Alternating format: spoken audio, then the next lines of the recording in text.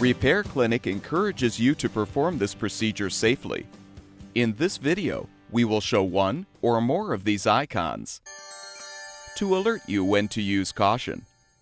Before you begin this repair, make sure the engine has cooled. Remove the wire and boot from the spark plug or plugs. Then disconnect the cables from the battery, black first, then red.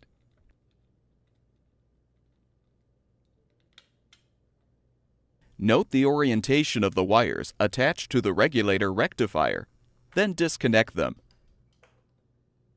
Next, use a socket to remove the screws securing the old regulator rectifier.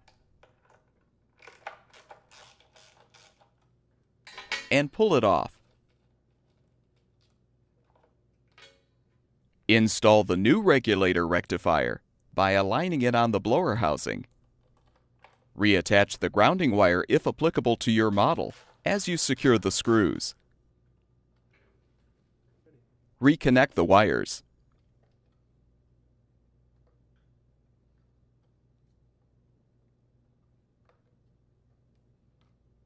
You can now reconnect the battery cables, red first, then black.